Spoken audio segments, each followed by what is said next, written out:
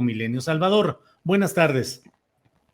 Hola, Julio, pues mucho gusto de estar aquí en este espacio y compartirlo con el también querido Jorge Meléndez. Sí, Jorge Meléndez, que yo no sé si nos escucha nada más o se fue la imagen. Está congelada la transmisión de internet. Ahí está, Jorge. Caray. Jorge, Aquí ¿nos estoy. escuchas? ¿No me Pues no se escucha? ve la Yo los imagen, escucho. pero... perfecto. El audio Caray. sí está bien, la imagen no se ve nada, señor. pero eso es lo de menos, Sí. Jorge. Lo importante es Bueno, la voz que aquí está mientras presente. esté el Gracias, Jorge. audio, Buenas tardes. sí. ¿Eh? No, buenas tardes a los dos. Saludos a la audiencia y a los que hacen posible esta emisión.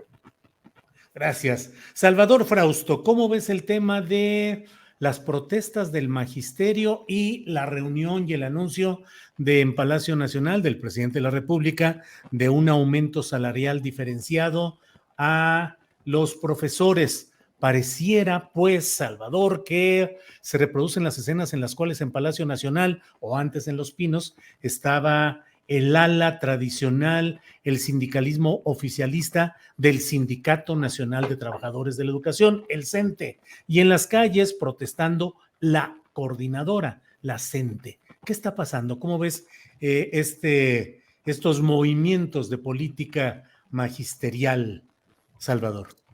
Claro, pues veníamos acostumbrados históricamente desde los tiempos, ahora ya parecen lejanos, de la maestra Elbester Gordillo, y de ahí si nos vamos para atrás de otros líderes sindicales históricos de los maestros, en los cuales cada que se acercaban los festejos del Día del Maestro venían presiones, negociaciones a puerta cerrada con los gobernantes, durante muchos años en Los Pinos, ahora en Palacio Nacional, y en las calles los que no se beneficiaban de estos acuerdos o buscaban mejores beneficios, protestando en las calles como un modo de obtener mejores prebendas, pequeños aumentos salariales o condiciones de los sindicatos, del sindicato de maestros que tienen condiciones de contrato muy ventajosos o favorables,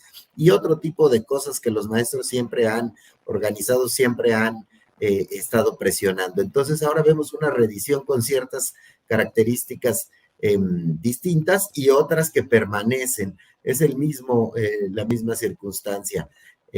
Ahora lo que vemos es, por un lado, un aumento al salario de los maestros que ganen menos de 12,000 pesos brutos. Hay aumentos sustanciales para estos maestros, y por otra parte, pues una serie de quejas en las calles a voz alzada y en protestas. Entonces, ¿en qué se inscribe todo esto? Bueno, pues en mejorar las condiciones de unos que se van hacia la alza y de otros que quisieran mejorar sus condiciones y no lo ven materializado. Y del otro lado, el terreno electoral que viene. No hay que olvidar que la maestra Delfina Gómez, titular de la SEP, de quien se ha rumorado en las últimas semanas que podría dejar la secretaría para irse de manera muy temprana a buscar la candidatura de Morena por el Estado de México, pues se van a necesitar muchos votos para poder vencer al PRI y a sus aliados en el Estado de México. La elección es el próximo año. Entonces yo lo que veo es calentando motores fuertes, y que tiene que ver todo lo de los maestros con esa elección del Estado de México como uno de sus factores. ¿Quiénes son los aspirantes del lado de Morena? Son precisamente mexiquenses: Delfina Gómez, Horacio Duarte, que está al frente de las aduanas y también es del mismo grupo de Texcoco y está buscando o estaría buscando esa posición, esa candidatura, y Higinio Martínez, que también es de ese mismo grupo de Texcoco y estaría buscando. Entonces, hay varios ingredientes ahí, los favorecidos y los desfavorecidos dentro del gremio de los maestros, el cómo se capitalizaría el aumento de salarios a los profesores en estados donde hay una fuerte presencia de los maestros organizados, y todo eso parece que está en juego, y vamos a seguir viendo en los próximos días, en algunos casos protestas y en algunos casos pues agradecimientos por estos aumentos salariales, Julio. Gracias, Salvador. Jorge Meléndez, ya con imagen y todo, no nomás el Qué puro audio. bueno. Ya está Jorge ahí. A todo Jorge, color. Ya se sí. apiadaron de mí. Sí, Jorge, Gracias. ¿cómo ves el tema de pues las protestas magisteriales del lado de la CENTE y la aceptación Sí. del aumento salarial diferenciado por parte de el CENTE y el tema de las elecciones en el Estado de México, que me parece que de manera atinada pone sobre la mesa Salvador Frausto? Tu opinión, por favor, Jorge. Desde luego, y yo agregaría, perdón, alguien que puede ser que dé la sorpresa y sea candidato en el Estado de México, Sí, que ya es sé, Alejandro Encinas, que claro. ya estuvo por ahí haciendo su luchita, no lo logró, pero creo que los que ha dicho Salvador son los muy mencionados, sobre todo Delfina, que viene de aparentemente perder las elecciones. Yo digo aparentemente perder las elecciones, porque yo creo que fue esa una moneda de cambio. Dejaron al señor del Mazo que hiciera ahí sus chanchullos para ganar, y lo tienen súper acotado porque tiene dineros en un montón de lugares, incluido Holanda, que hablando con un holandés el fin de semana en un acto por el 5º aniversario del asesinato de Javier Valdés, me decía que Holanda es un paraíso de el lavado de dinero. Yo no sabía eso, él me lo explicó, ya lo hablaremos en otra ocasión, pero el señor Encinas, bueno, pues anda por ahí también medio inquietón, porque la chamba que le ha tocado ha sido muy complicada, no ha sacado adelante una de las cosas que se dijeron en la marcha, el caso de los 43 de Ayotzinapa. La gente dijo eso, dijo otra cosa que es cierta, bueno, nos dan 5, 8, pues eso es lo de la inflación o menos, ¿no? Porque la inflación será mayor, sí vamos a tener mayores prestaciones, sí vamos a tener. Y otra cosa fundamental, la pensión, ¿no? Mientras los maestros, y yo soy maestro, o sea, de la universidad, pero fui maestro de secundaria 13, mientras los maestros estamos en el régimen del ISSSTE y la pensión solamente llega a 10 salarios mínimos o a 12, en el Seguro Social puede llegar a 20 o 25 salarios mínimos. Entonces, ¿por qué esa diferenciación en las pensiones entre unos y otros personajes que trabajan? Siendo que la carrera magisterial, ya hay un artículo que hace Irene Vallejo en Milenio, muy interesante, acerca de los ministros y los maestros, cómo la carrera magisterial que se ensalza tanto, a fin de cuentas, pues el que se jubila se las ve muy apretadas. Entonces son una serie de cuestiones que hay que discutir ahí. Sí. El presupuesto no da para tanto.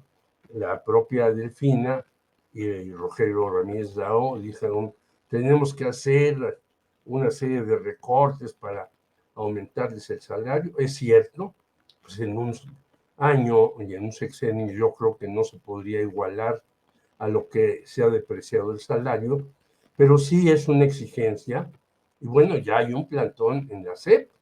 Quiere decir que los maestros, sobre todo de los estados que ya sabemos, Ciudad de México, Chiapas, Michoacán, Oaxaca, que es la gente dura, va a seguir insistiendo en una serie de cuestiones que son muy diversas y muy difíciles de resolver.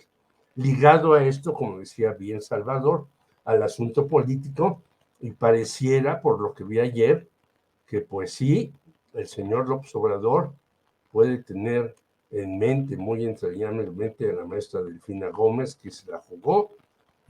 A mi parecer ganó en el Estado de México, pero tuvo que ceder la plaza y ahora sí va por todo. Y ahí el señor Alfredo del Mazo, que ha sido pues más bien condescendiente con López Obrador, pues yo creo que no pondrá un gallo que pueda competir con quien vaya por parte de Moreno. Gracias, Jorge Meléndez. Salvador Frausto, la verdad es que ya me picó la curiosidad con lo que están platicando tanto tú como Jorge. Y te pregunto, Salvador Frausto, si la candidatura de Morena al Estado de México queda en Higinio Martínez, en Horacio Duarte o en Delfina Gómez, es el mismo grupo Texcoco que se ha convertido en el grupo dominante de la política de Morena en el Estado de México, pero con un comportamiento absolutamente clientelar que ha tenido un punto crítico en la resolución del Tribunal Electoral del Poder Judicial de la Federación, donde no culpa específicamente a la profesora Delfina Gómez por su nombre y apellido, pero sí las prácticas que se realizaron cuando ella fue presidenta municipal de Texcoco y Horacio Duarte era el secretario de ese ayuntamiento. Todo este rollo para preguntarte, Salvador, la jugada maestra de López Obrador sería meter a Alejandro Encinas para romper esa pues continuidad de un cacicazgo político y una política clientelar del grupo Texcoco, o en la política práctica habrá de entregársele la candidatura a ese grupo Texcoco que tiene redes, dinero, recursos para hacer la campaña. ¿Qué piensas, Salvador? Desde una lectura de cómo romper ese grupo del Estado de México, que es muy fuerte, pero que ya tienen pleitos internos, estos tres personajes que jalaron juntos durante mucho tiempo, Higinio Martínez, Horacio Duarte y Delfina Gómez la candidata en la última elección, pero han sabido reproducir estas prácticas como bien mencionas, clientelares, de saber movilizar a mucho voto en la entidad y con sospechas de corrupción, sobre todo en el caso de Higinio Martínez y sus familiares. Han salido numerosas investigaciones que apuntan hacia que generan él y sus familiares constructoras que ganan contratos millonarios en diversos municipios del Estado de México, sobre todo en Texcoco, esta sanción a la llamada pedida de diezmo de Delfina Gómez cuando se desempeñó como alcaldesa allá en este municipio del Estado de México. Hay una circunstancia que yo pienso que que el presidente tendría que deshacerse de ellas o controlarlos, y se antojaría interesante la candidatura de un personaje pues con un prestigio público de mejor nivel como es Alejandro Encinas. Sin embargo, es una elección que me parece que se va a ganar con dinero y con votos, y que la opción va a terminar siendo el candidato de uno de estos tres candidatos, que se van a tener que poner de acuerdo para postular a uno de ellos, al que esté mejor posicionado para poder ganar, pero todo el tema de que se habiliten mejores salarios para los maestros puede ser un empujón de ventaja para quitarle al PRI uno de sus últimos bastiones, y es una caja chica. Se decía en algún tiempo que los estados eran cajas chicas. Bueno, el Estado de México es curiosamente una caja grande, ¿no? Grandotota, sí. Grandotota, y cuando al PRI ya no tiene, va perdiendo estados, es decir, va perdiendo flujo de dinero para poder utilizarse en actividades políticas o personales de enriquecimiento de personajes. El Estado de México me parece estratégico para el PRI, a pesar de que veamos a un gobernador, Alfredo del Mazo, que ha jugado con una cercanía o una disciplina con el presidente López Obrador, y podría pensarse que estaría dispuesto a entregar el Estado a cambio de impunidad, como es lo que se supone, o hay algunos cálculos de que podría haber sido la negociación de Peña Nieto, de dejar ganar a López Obrador cuando ya lo vio encarrerado y que no lo podía detener, a cambio de impunidad para él y para sus amigos. Del Mazo podría pensar eso, pero no estoy tan seguro porque la cantidad de dinero que significa el Estado de México puede hacerlos pelear fuerte por mantener esa posición. Y para cerrar mi comentario y retomar uno de los asuntos que dijo Jorge sobre la elección pasada en la cual probablemente habría ganado Delfina si no hubiera habido tantas trampas. A mí me tocó cubrir esa elección y recuerdo muy bien que a las 3, 4 de la tarde empezaron a circular entre los reporteros que cubríamos esa elección las encuestas, última encuesta de salida de parte del propio PRI, y estaba arriba Delfina Gómez. Es decir, cómo se rellena, era la encuesta del PRI, y me consta que era la encuesta de salida del PRI, tener una cara de funeral en el cuartel general de Del Mazo tremenda. Algo pasó en la última hora que gana Del Mazo por una pequeña ventaja. Entonces, no, la maquinaria, sí, una maquinaria electoral es fuerte, dura, poderosa, aceitada para el PRI, es esa, la del Estado de México. Sí, sí, sí. Además, Jorge, pues lo que recuerda a Salvador, a reserva de que nos corrija el que estuvo ahí cubriendo cotidianamente este tema, pero fue un momento en el cual se detonaron pues muchos conflictos y redefiniciones políticas, entre otras el distanciamiento de Peña Nieto con Ricardo Anaya, por un lado. Ajá. Por otro, la descobijada a Josefina Vázquez Mota con aquellos asuntos económicos. Creo que fue ahí donde se develó lo de los asuntos de familia y de los 1,000 millones de pesos que se le dieron para los migrantes y eso, sí. Que se quedaron en un bolsillo que no ha migrado, sino que ha emprendido negocios aquí. Sí, Sí, entonces, yo creo que... Sí, adelante, Jorge. No, yo creo que en efecto, a mí personalmente me gustaría más el señor Encinas, pero mi opinión personal tampoco yo la trato de imponer, yo trato de analizar, y yo creo que Delfina tiene mal.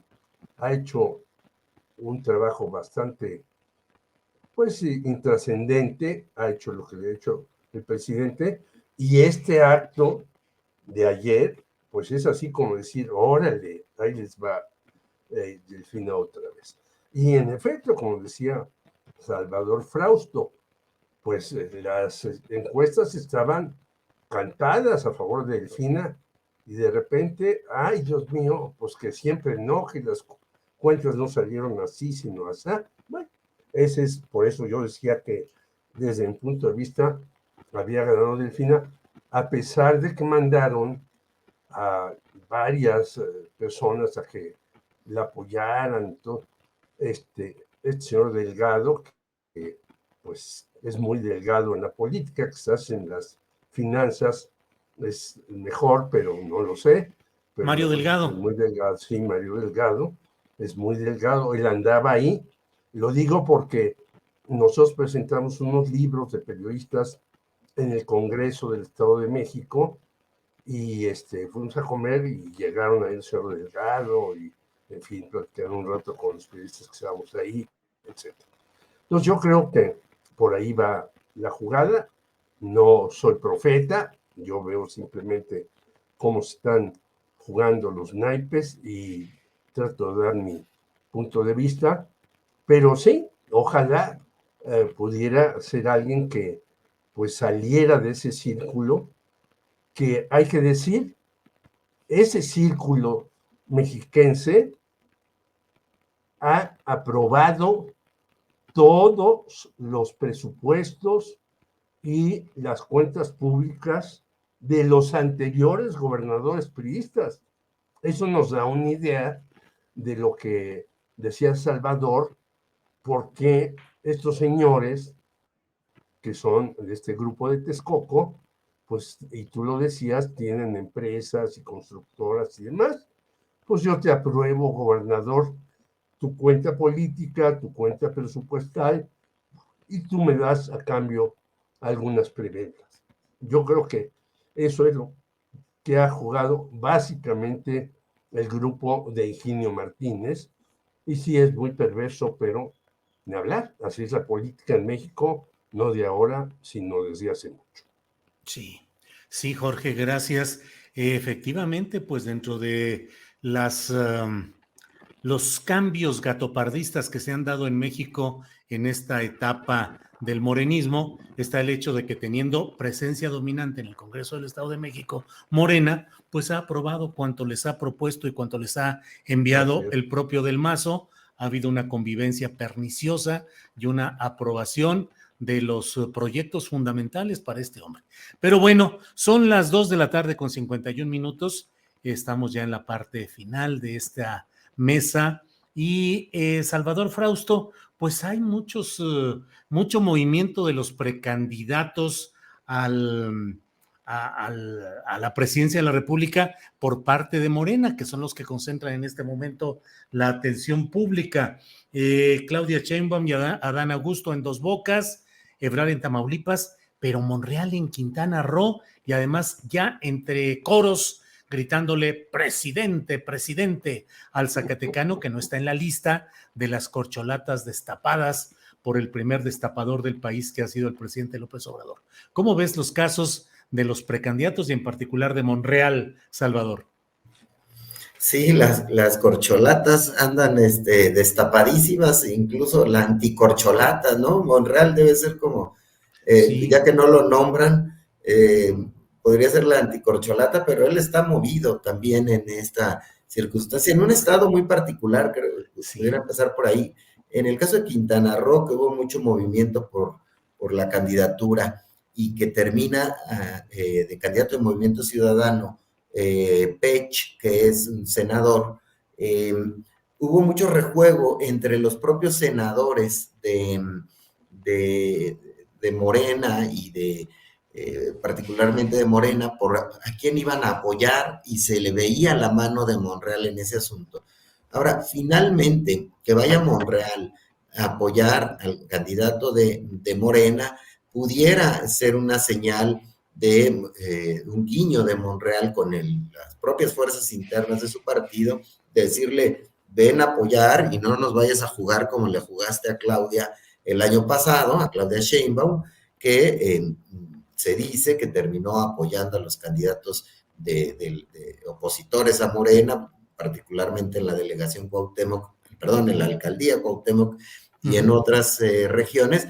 Parecería que está mandando señales Monreal de estar jugando con su propio partido, lo cual pues, debería ser natural, pero es una señal necesaria, sobre todo en tiempos de elecciones. Ahora bien, pues vemos muy activos, ¿no? A Ebrard en Tamaulipas, hemos visto a Sheinbaum ya también en varios estados, a Adán Augusto ahora en Veracruz, pero también ya ha estado en otros estados apoyando a los candidatos de Morena. Mi pregunta sería, o lo que me gustaría observar de aquí a las elecciones es, ¿cuánto aportan los presidenciables a estos candidatos de Morena en los estados, o cuánto les aportan a ellos las bases de Morena en esos estados? Me parece que es un juego de ganar para los presidenciables y para los candidatos a gobernadores, porque entran en una sinergia en la cual al llegar a esos estados de manera natural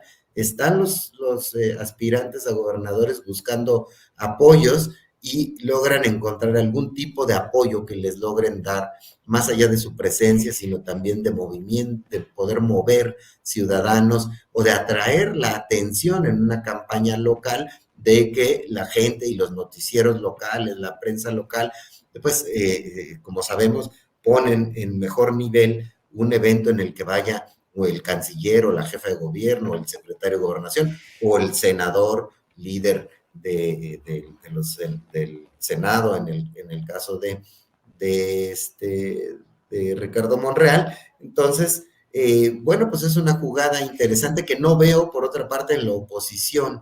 Los personajes del PAN o del PRI de nivel nacional que van a apoyar a los candidatos de la alianza Va por México en los estados, pues no parecen pintar, no parecen estar agitando las aguas, lo que confirma que la oposición no tiene candidato presidencial, no tiene figuras públicas que apoyen a sus candidatos a gobernadores. Y para cerrar el asunto, pues lo que tenemos es una campaña a las gubernaturas que se ha movido poco.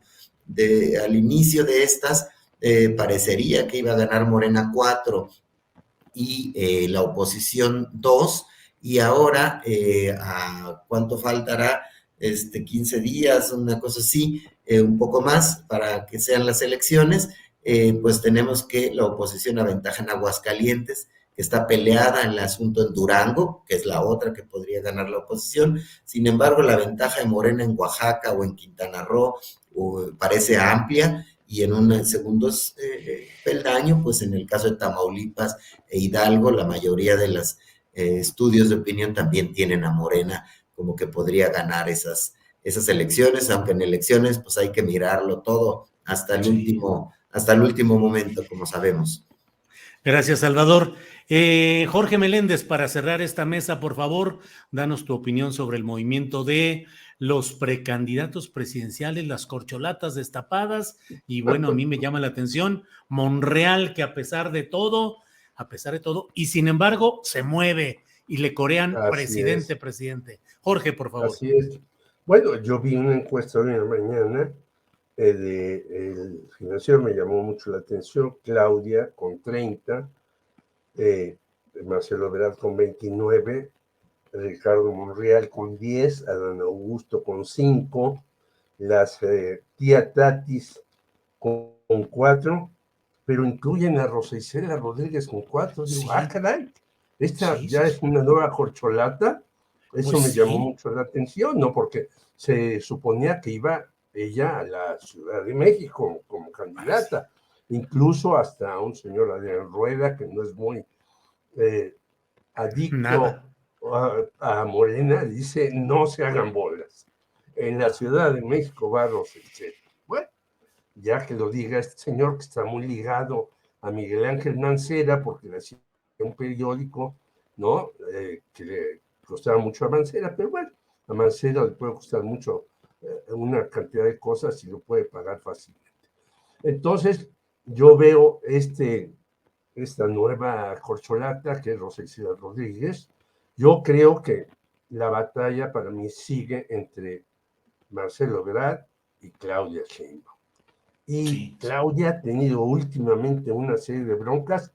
Pasaste tú con Adriana Buentello lo de los desaparecidos, por ejemplo, que hay una molestia en contra de Claudia Sheinbaum por esta palmera que ya se quitó y ahora se va a poner un ahuehuete, pero ellos dicen, esta es la glorieta de los desaparecidos.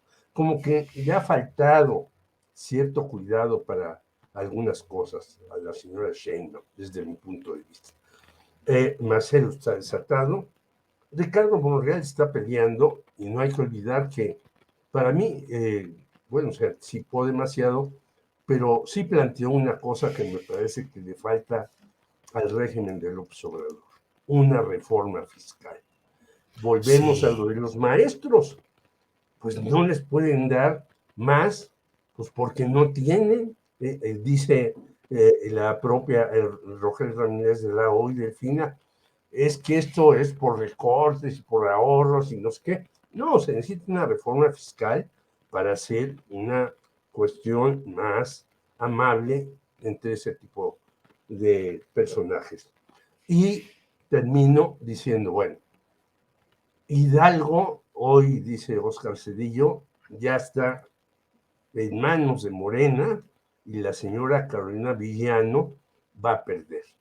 Y yo lo creo, no solamente porque lo dice este periodista que leo y me parece confiable, sino porque no quisieron negociar, aunque al principio trataba su marido de negociar la reforma eléctrica y luego la electoral, entonces no quisieron negociar, entonces seguramente el profesor dijo, órale, aténganse a las consecuencias. Y si pierde Hidalgo, el PRI, y luego pierde el Estado de México, pues el próximo año, yo no sé cómo esté Coahuila, pero le va a quedar solo si llegara a ganar Coahuila. Y entonces veríamos que el gran partidazo durante 80 años que fue el tótem en México, se va a quedar sin gubernaturas. Y eso hunde a cualquier partido.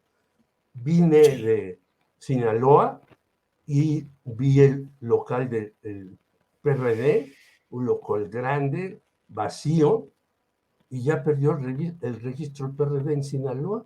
Es decir, estas son las cosas que traen cuando los partidos hacen mal su operación política. Y yo creo que el PRI va rumbo a la desaparición. Bien, pues sí, habría que revisar todas estas circunstancias. Bien, pues Salvador Frausto, gracias como siempre por esta oportunidad de platicar. ¿Qué nos recomiendas leer en Milenio? Gracias, Julio, gracias, Jorge, por esta charla. Bueno, esta semana vamos a llevar muchos asuntos sobre la agenda migrante. Se los recomiendo. Hoy llevamos cómo los migrantes intensifican el uso de rutas marítimas para cruzar hacia Estados Unidos, y vamos a darle seguimiento a todo el fenómeno migrante durante la semana como parte de la agenda de Milenio, Julio y Jorge. Gracias, Salvador. Jorge Meléndez, gracias, buenas tardes. ¿Y qué nos recomiendas ver en La Hora del Amigo o en Periodistas Unidos? En Periodistas Unidos les recomiendo, vamos a una entrevista con Griselda Triana, porque se cumplen los 5 años del asesinato de Javier Valdés, y ellos hacen una consideración muy importante desde mi punto de vista marxista, además, que yo anduve por esos lares. Ellos dicen, Estados Unidos protege siempre a la gente.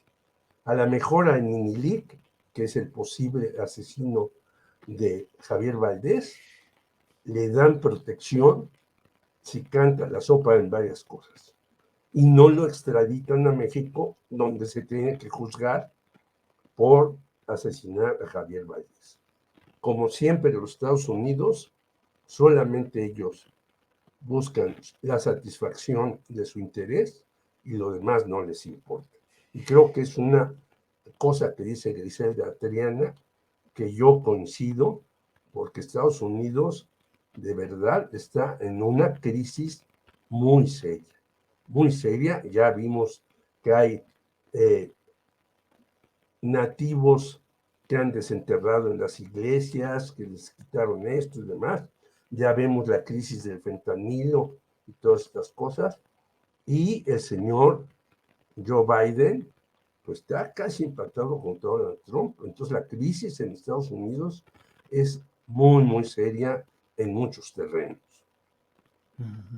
Bueno, pues muchas gracias, Salvador Frausto, y nos vemos la próxima semana. Gracias y buenas tardes, Salvador. Hasta la próxima semana. Gracias. Jorge Meléndez, gracias, buenas tardes. Abrazos a todos y la próxima semana estaremos aquí comentando los temas de interés de la gente, que esperamos les habla la reflexión, no porque seamos los pitonizos de las cosas, sino porque el análisis permite incluso una variedad nueva de opiniones. Muchas gracias a Salvador, a ti y a todo el equipo, más a la audiencia. Gracias, hasta luego, buenas tardes.